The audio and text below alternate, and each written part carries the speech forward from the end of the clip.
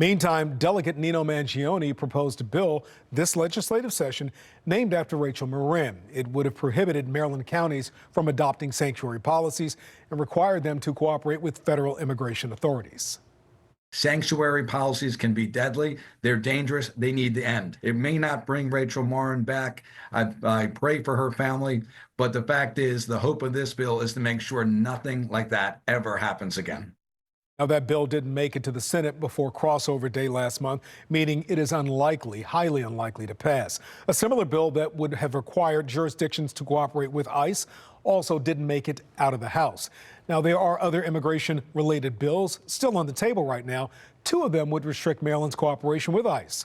With less than a week left in the session, however, it's not clear if they'll pass. Fox 45's Vincent Hill has a closer look at both bills. Vincent. Well, Kai, one looks to prevent ICE officials from going into what's considered safe places. The other looks to end agreements between local law enforcement and ICE.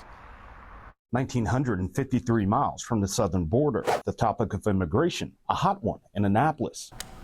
You will have just received changes to Senate Bill 828. Two controversial bills making their way around the chambers, Senate Bill 828 and House Bill 1222. This is the sensitive locations bill. Wednesday, lawmakers in the House Judiciary Committee discussing Senate Bill 828, which looks to prohibit federal immigration officials access to areas deemed sensitive, like schools, libraries, and churches. We're just going to talk about it. Lawmakers not ready to cast a vote as they hammer out what and where a sensitive place is. I think the question becomes, how far do you go here? Immigration officials say they rarely, if ever, go into those locations. However, the bill would also keep them out of the area around those locations, allowing criminals to hide in plain sight. Very savvy criminals were seeking out churches and schools to live across the street from, knowing that they would be shielded. Meanwhile, we should not be doing the federal government's job for them. Delegate Nicole Williams pushing for the end of the 287G program as part of House Bill 1222. Those jurisdictions that are currently have these types of agreements, yes, they will have to terminate those agreements. The agreement allows law enforcement to assist in immigration enforcement. So it actually should be titled the Place Marylanders in Danger Act, because that's what it effectively does. Law enforcement from across the state voicing their disapproval of doing away with the program. I think it's ignorance and I think it's politics.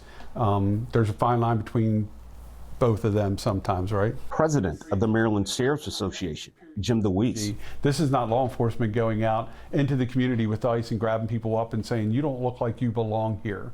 That's what the sponsors of the bill want you to believe. Despite the disapproval, the bill passing the House 98-38. So it's a shame that folks that are sponsoring this type of legislation are so incredibly ignorant about the issue, and even more ignorant when it comes to their constituency and what they truly want. Both bills now await their respective chambers' vote to see if either will become law.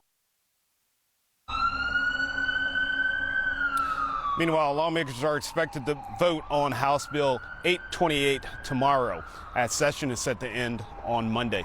For now, we're live in Baltimore. Vincent Hill, Fox 45 News.